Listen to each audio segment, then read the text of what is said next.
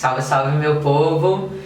Está começando mais um episódio do TV na Real, Yas na Voz, e hoje eu estou com uma convidada especial também, que faz o movimento, é antropóloga, sommelier, etílico-gastronômica. Além de beber, ela estuda o porquê de todo o movimento, harmoniza, faz eventos, é mãe. Então vou dar voz aqui para a Aline. Prazer, Aline. Obrigada por estar aqui com a gente, dividindo o seu movimento. Vou deixar com que você se apresente e conte pra gente como é que foi pra você essa trajetória e sua timeline, como a gente fala, né? Sua construção, como você começou, manteve a criatividade em todo o movimento. Obrigada, super agradeço o convite. Acho que é sempre legal a gente ver esses movimentos, né? E juntar e mostrar que Jundiaí tem outros tantos de coisas, né? Não é só o nosso condado. Mas aí, tipo, bom, eu desde que entrei na faculdade, eu fiz antropologia e foi muito doido porque acho que o movimento, né, dos eventos e de pensar onde questionar as coisas pela bebida veio que meio organicamente, tem umas coisas que veio acontecendo, né? Sim. Quando eu terminei o mestrado, eu tava super perdida e aí era um momento que estavam borbulhando tanto a tradição artesanal quanto as feiras gastronômicas, né? Lá pra 2012, 2013. E aí tava aqui na cidade, rolava uma feirinha gastronômica. E aí eu fui trabalhar lá e conheci cerveja artesanal já, né? Tomava cerveja antes, mas a de grande mercado. Justo. E aí, por um convite, né, da Luísa lá da cervejaria Dádiva, a gente começou, fui trabalhar com ela, né, ia começar o projeto da Dádiva. E aí, desde então, a trajetória foi seguindo assim, né? Então, a partir da cerveja vieram os eventos, as experiências, né? Repensar, né, a forma de atuar politicamente no mundo, mas a partir daí do universo das bebidas, da gastronomia, né? Entendendo também como consumir melhor, claro, né? A gente sai da adolescência e entende que talvez tenham outros caminhos que não só, né? Outros caminhos e como que é esse estudo, né? Porque essa parte da etílica gastronômica é a parte da bebida mesmo, né? Exato, de pensar... Porque até eu fiquei curiosa, eu fiquei, oxe, como que é isso? Pensar porque, pra mim, hoje, assim, a gente defende muito, toda vez que a gente vai trabalhar com bebida também, existe uma parte de parte de saúde, que a gente tem que, né, entender, e uma parte cultural, né? Se a gente pensar... a gente pensava a cerveja, as bebidas descoladas do universo do comer e beber, né? Sim. Se a gente olhar, por exemplo, como que os povos originários, alguns deles trabalhavam o comer e beber, a palavra para eles é uma palavra só. Tá. Na língua tupi não se separa. O grafismo que fala de comer e de beber é a mesma coisa, porque entre o mingau e a cerveja, tudo é fermentado, né? É só o tempo de fermentação que vai trazer o álcool ou não. Entendi. E a bebida tá muito ligada também a esse universo, né? Tipo, de momentos de beber, enfim. E acho que aí quando a gente começa a ligar mais a bebida como alimento também, a gente ressignifica e consegue trazer ela de uma forma mais saudável, né? Ter relações melhores com a bebida. Enfim, que a gente sabe que uma hora a conta bate. Mas essa construção é importante também, né? Assim, abre horizontes que a gente às vezes não imagina. Trabalhar com bebida traz responsabilidades também. Não é lazer, né? Ai, fico lá bebendo. Não, né? Esse é um estudo por detrás de todo o movimento, do Exato.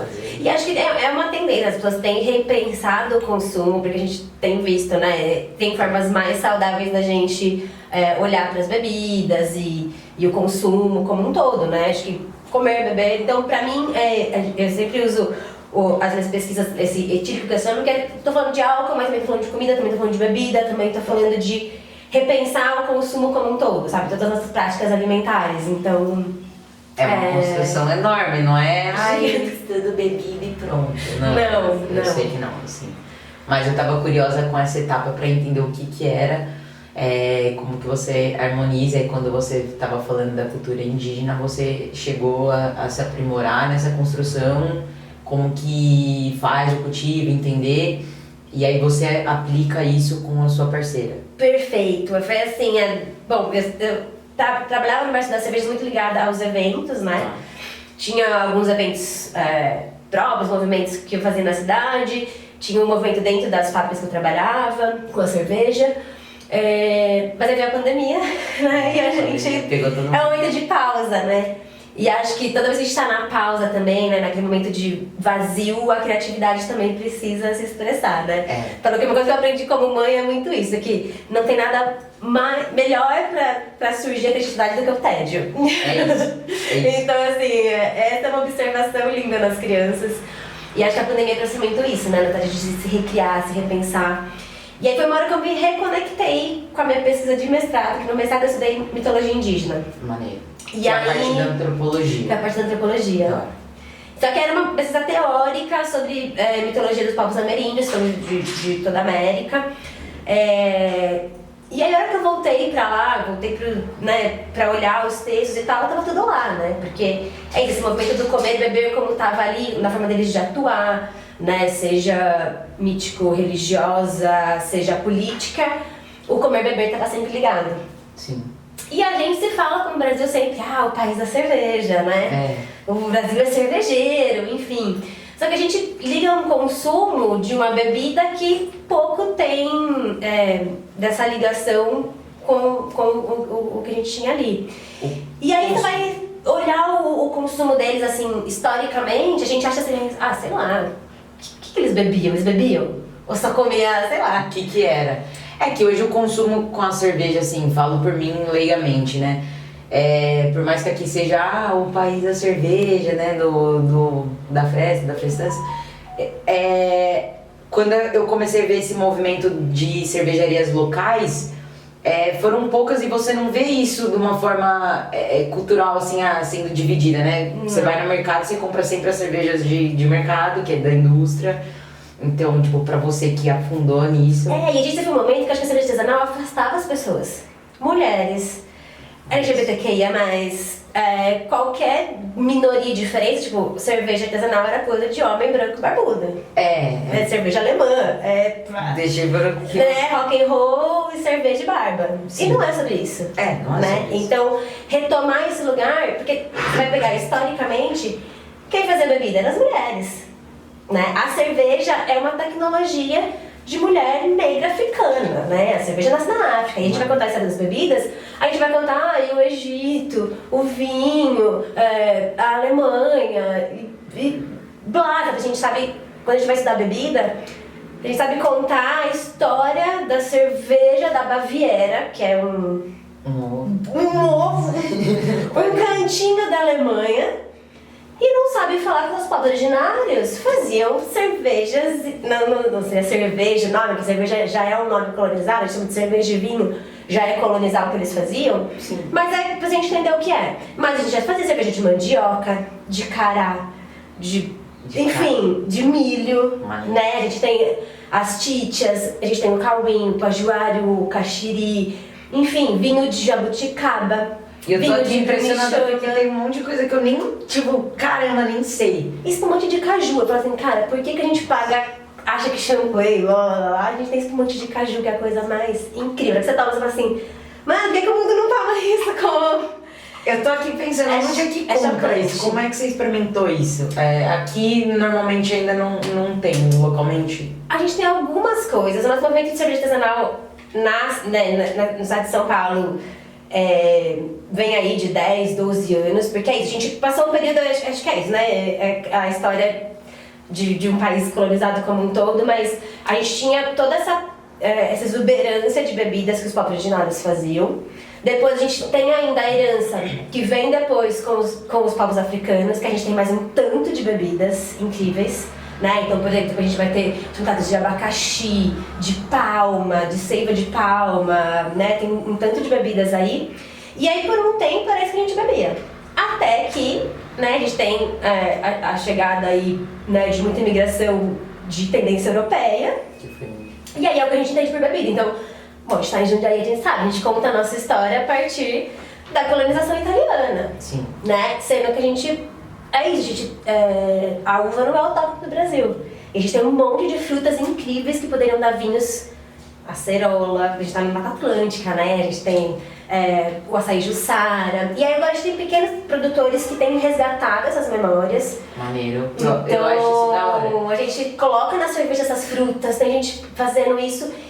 E aí, porque eu acho que esse discurso pós-pandemia tem sido mais fortemente de sustentabilidade. Então, poxa, em vez de eu importar uma fruta de fora, em vez toda a cevada, todo o lúpulo. Hoje a produção nacional está começando, né? A gente tem lúpulo plantado no Brasil, mas ainda é uma planta que não é nossa, né? É exógena. Então, a gente poder olhar produtos que podem ser orgânicos, reflorestados, de agrofloresta, que a gente pode fermentar o que é nosso. E entender o cultivo local também, porque às Exatamente. vezes, por eu já ter viajado algumas vezes, eu vejo fora, assim, que eles apropriam a cultura deles ao que é. Por exemplo, eles vão colher, vamos dizer, vamos fazer o saquê. Eles colhem o arroz, então tem bolinho do arroz, tem coisa doce, eles entendem todo aquele cultivo em que eles podem transformar. Perfeito. Aqui eu não vejo isso muito. Por isso que quando você trouxe toda essa bagagem, eu fiquei, caramba, é da hora dividir, porque acho que todo mundo também talvez tenha uma parte aí que Por não exemplo, a própria mandioca, né? Falou que é um alimento que seria... A gente fez um projeto, que é da minha cabeça, que é o Manipoeira, que a gente fez um projeto com várias cervejarias no país, já está no 3º ano esse ano do projeto, que se estudou, porque a gente sabe que os originários faziam o cauim, né? E outros fermentados também a partir da mandioca. Então, a gente conseguiu, quando você vai extrair a farinha da mandioca, sai um líquido, que é o líquido que depois vai, um líquido chamado manipoeira, que é o líquido que depois vai fazer o tucupi, vai fazer, a gente fermenta para fazer aquele suco da mandioca. Tá. A parte da farinha, foi isolada a levedura desse líquido da mandioca, quando a gente extrai a farinha, para fermentar a cerveja. Da hora. Então, e aí, por exemplo, cada cervejaria pegou próximo de pequenos engenhos ou pequenos produtores de farinha da sua região. Então você podia provar norte, centro-oeste, Mata Atlântica, Cerrado, Sul, cada bioma trazia assim, você percebia que era o mesmo fermentado, era a mesma... Tinha algo que ligava as cervejas, mas cada uma trazia coisas da sua região, porque é fermentação espontânea, né? Sim, cada um tem um talento ali da sua região. Exatamente, trazia algo do bioma da região, né? Da microbiota ali, daquele lugar. Então... Isso é muito rico, não? Isso muito lindo. Não, isso A gente acha que terroir é só vinho, por exemplo, né? Então é muito legal. Mas assim, no seu projeto que você faz, que é do Pindorama. Sommelier Pindorama, isso. Maneiro. Aí você liga esse pessoal, tipo, através dessa sua página, todo mundo conseguiria se conectar. Sim, é um curso que a gente pensou na pandemia, que aí foi isso, que é voltado tanto pra quem quer se interessar na história das bebidas, curtir, né, degustar coisas diferentes, até para pequenos produtores, pra ligar, tipo, contar quem são os pequenos produtores, o que está sendo feito, contar essa outra história das bebidas, né, pela perspectiva da produção, das mulheres de outros lugares que não a bebida da história europeia, dos livros. Então, tentar, através de documentos históricos, trazer uma outra história e reconectar esse comer e beber com as nossas práticas, e aí...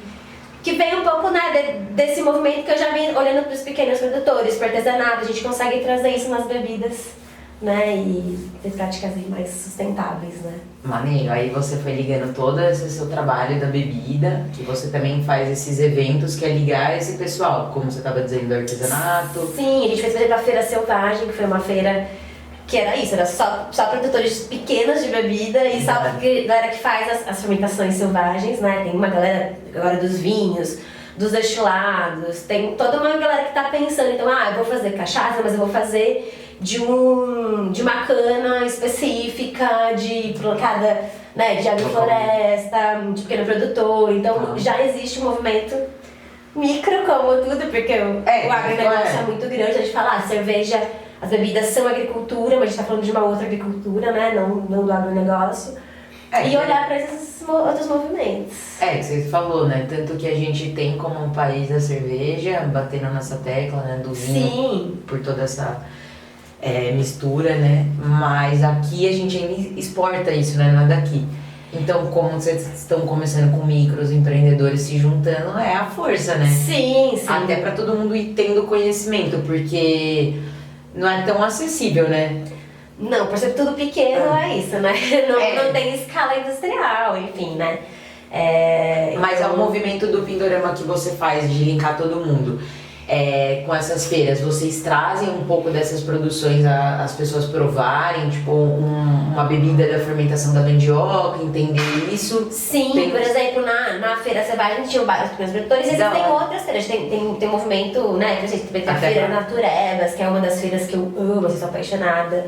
A Alice faz um trabalho incrível com isso, uma curadoria finíssima, assim, de pequenos produtores. Mas é isso, ainda é um consumo que não é tão acessível em grande escala, né? Sim. Mas desejamos que... Não, não Eu lembro, é a gente ainda, fala, né, mas- a gente ficava naquela coisa assim, sei lá, quando começou a beber cerveja melhor, a pessoa falava assim, cerveja de milho, é horrível, nanana. E não, por exemplo, a gente poderia estar fazendo cerveja muito mais barata, por exemplo, as tichas, que a América Latina como um todo faz, de milho orgânico crioulo, né, de milhos coloridos, a gente teria uma infinidade. A ticha seria muito mais barato, por exemplo, de se produzir se fosse em escala, Tá. do que a cerveja, poderia ser um sabor nosso. E a gente, como Brasil, a gente olhou muito as técnicas, né? Claro, assim, adoro meus estilos clássicos, enfim. Não, né? também, não estamos Toda metendo cerveja pau não é aqui, isso. falando mal, mas a gente tá Mas- trazendo um olhar, A gente que é poderia também importante, outras né? coisas. Já que é local, teria que ter uma bebida local daqui, de fato, uma cerveja, vamos dizer, brasileira, assim, daqui, bebidas de...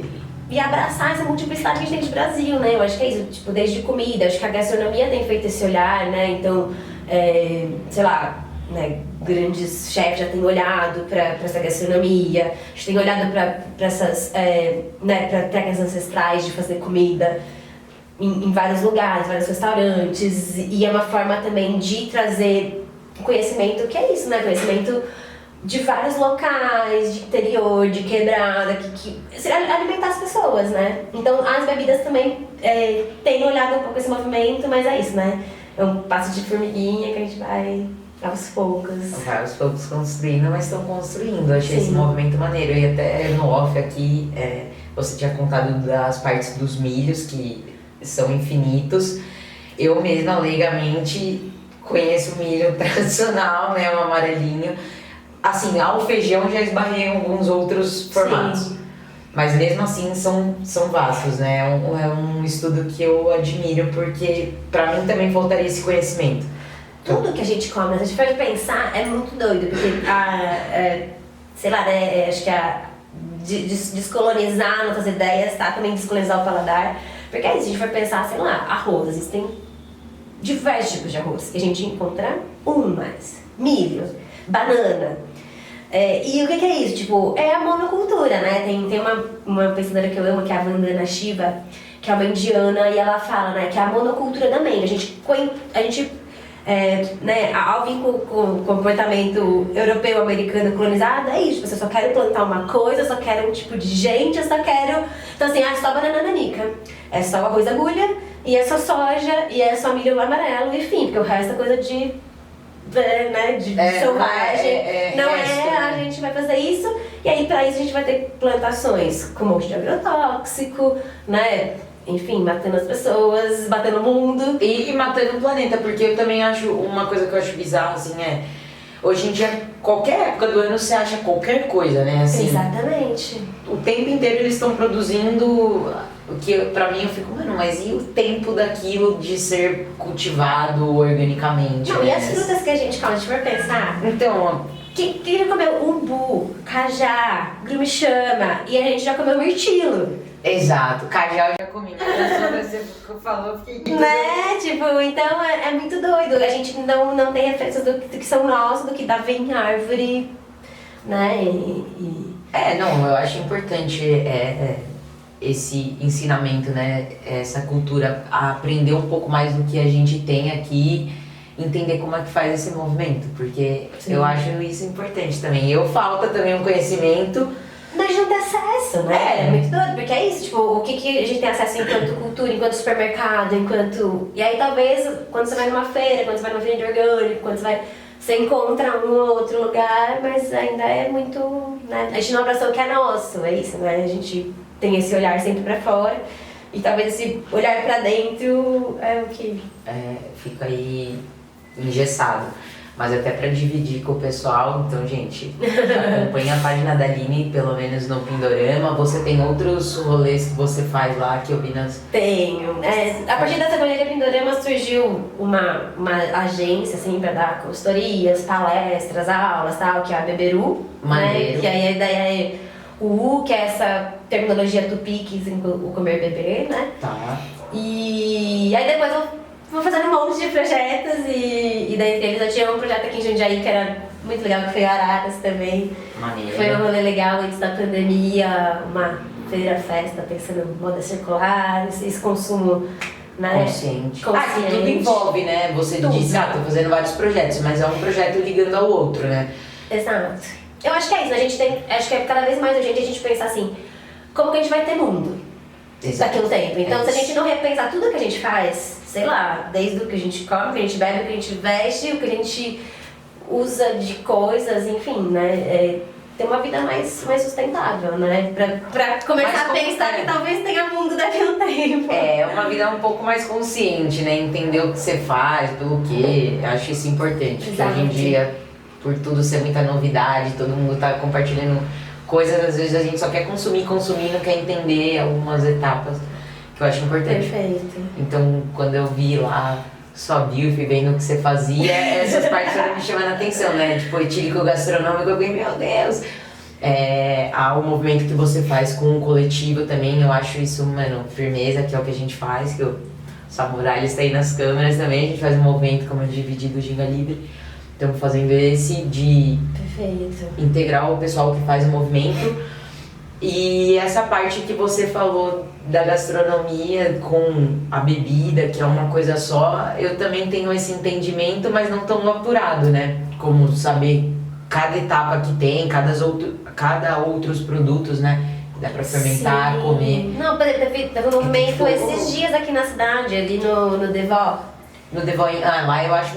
O Devó teve uma historiadora incrível que foi fazer um domingo, ela foi apresentar pra gente, tipo assim, o que seria uma comida jundiaiense fora desse nosso universo, resgatando essa herança afro-indígena, o que seriam pratos que a gente poderia pensar uma outra Jundiaí. E eu falei assim, nossa, que maneiro! Mas assim, aí ela apresentou coisas locais? Tipo, ela apresentou historicamente, né, o que seria esse resgate. Então, você vê, os movimentos estão ressurgindo, a gente tá recontando essa da nossa cidade de um outro lugar. Porque é isso, a gente é terra quilombola, é terra indígena, chama Jundiaí a cidade. E o que é local, né? Porque a gente fica, o Caxambu é a parte do vinho, aí você fica, não, mas como assim? E isso é tão recente, né? É uma história muito... claro, uma história também, eu acho que tem ela veio, ela tá aí, a gente tem uma uva que é nossa, mas por exemplo, quem tá pensando, por exemplo, como produzir isso organicamente, como usar menos agrotóxico, como ter essa uva de mesa de uma outra forma, né? Sim. E como resgatar esses outros tantos. Acho que é sempre trazer plural, é trazer múltiplo, não é apagar a história que ninguém tá contando, né? Mas é contar outras histórias, é ter outras narrativas, outras vozes, que tem tantas outras que foram apagadas por tanto tempo. E é isso, né? A gente entendia, eu falo assim, se eu pensar a cidade que a gente entendia quando... né, que contaram pra gente, hoje você olha essa cidade tão múltipla, é muito legal. Sim. Né? Sim. E a gente foi esse movimento de retorno mesmo, né? Falou, minha geração, a galera queria sair da cidade. Eu acho que o movimento agora é justamente esse outro, não, tipo, retomar a cidade. Eu quero ela entender é nossa, quero entender a a cidade, de onde a gente vem, o que é nosso, né? Quem são as bandas que não contaram, né? Que tentaram apagar, mesmo sendo maioria, não minoria. Sim. Né? E acho que é tudo isso. Não, tem uma bagagem de importância enorme. Não é deletar, tipo, zoar, tem a parte do vinho, mas é entender tudo isso. Eu também acho isso muito importante. Porque aqui em Jundiaí, realmente, eu sinto que falta essa parte da galera que é daqui, querer estar aqui ou entender o movimento por um todo, porque a gente sempre quer procurar fora várias coisas. Exato. E aqui ficou por um bom tempo, né? Como, tipo, a cidade dormitório, cidade das indústrias, né? Pela parte de Itupeva lá, que tem bastante empresa. Exato.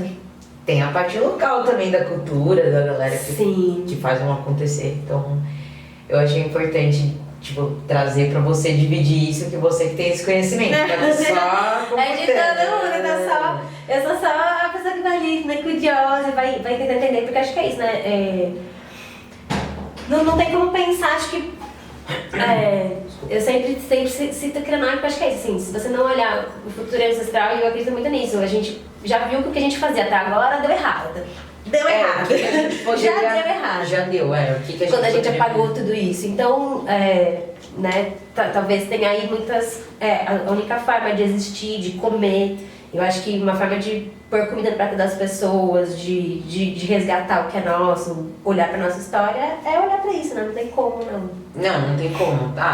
Tem que ter muito esse olhar hoje em dia, ainda mais, né? Até pelo desperdício, entender Tudo. todas essas etapas do que dá pra ser melhorado. E assim, eu fico muito feliz em saber que tem esse movimento aqui.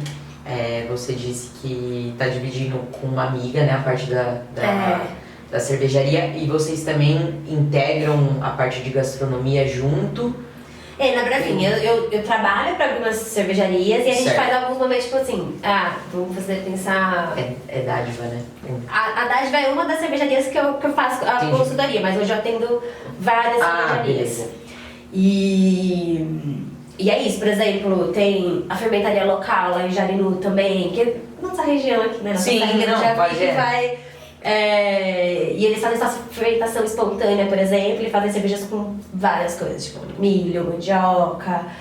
E aí, por exemplo, a gente pensa um menu harmonizado, por exemplo, com comida brasileira, né? Com, por exemplo, com comida baiana, a gente fez agora a gente tá pensando fazer com o pessoal lá de Cabreúva, que tem uma é como se fosse um sítio, ao pessoal do Malabar. Eles praticamente tudo da horta orgânica deles, tudo vegetariano, para pensar essa questão, né, mais sustentável. E a gente tá bolando, por exemplo, um jantar com eles para, né, trazer esses, então, a fermentação nas comidas, né, nos vegetais. Então, pensar ali os insumos orgânicos e aí trazer uma cerveja que também esteja falando a mesma coisa, sabe? Não, então, isso daí é muito várias artístico. coisas. O Pindorama são várias coisas. Então, desde curso, palestra, pensar essas consultorias, pensar esses eventos. Que eu até tinha dado um nome, eu falei, você é multiartista. Eu achei, eu falei, nossa, será que eu sou multiartista? Não, eu acho, porque querendo ou não, é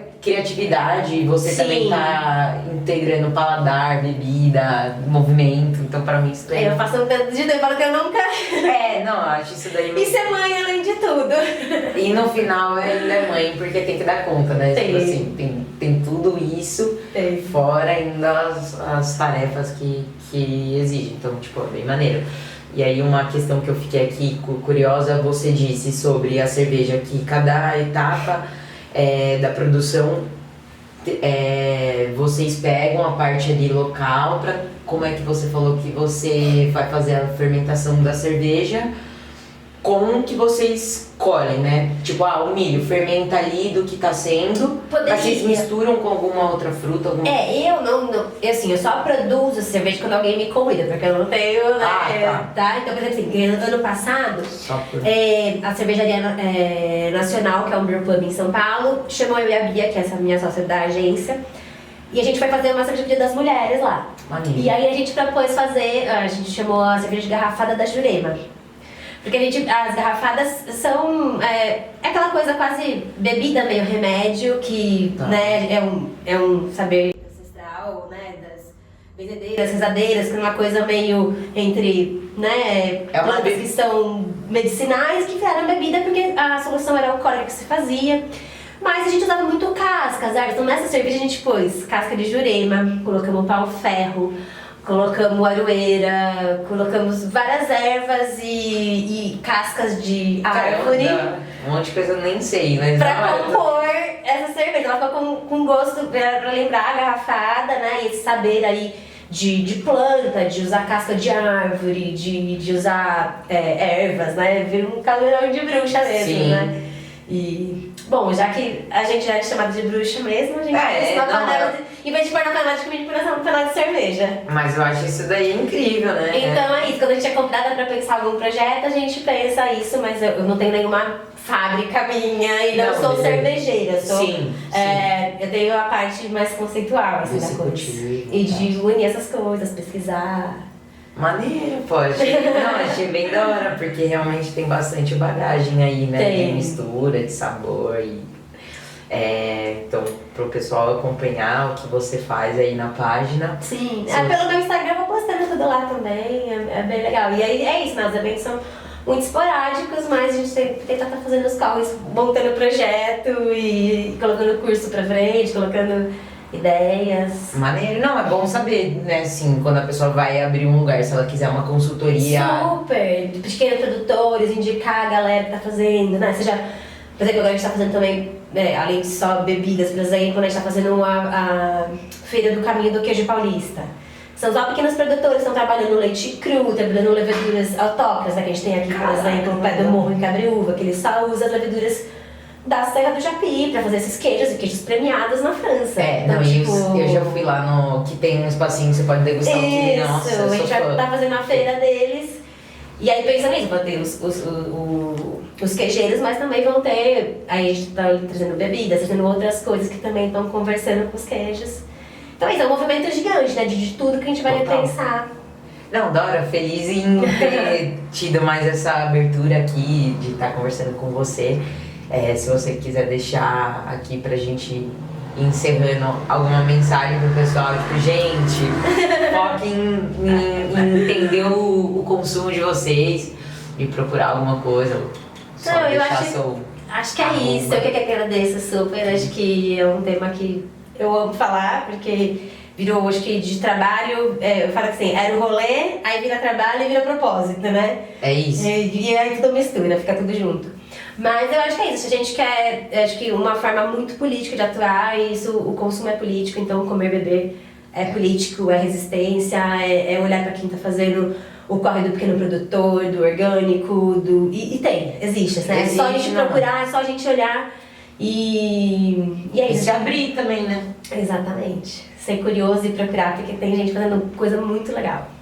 Não, Dora, obrigada por estar aqui e dividir isso tudo. Gente, acompanha a Aline, segue as páginas dela, porque por mim eu ficava triste. Não, mas e a cerveja aí? Na verdade, eu vou trazendo umas coisinhas pra beber. Eu tava aqui, nossa. A próxima, não, sinta-se convidada. A próxima a gente faz uns petiscos aqui, traz umas bebidas. Porque, pô, eu admiro, tô acompanhando os trabalhos. Obrigada. Então, obrigada por estar aqui, dividir, gente. Deixa o like aí, comenta, manda mensagem pra Aline. Obrigada por estarem acompanhando e vejo vocês na próxima, hein? Toda quinta tem vídeo novo, hein, gente? Valeu. Tamo junto. Obrigada, Obrigada.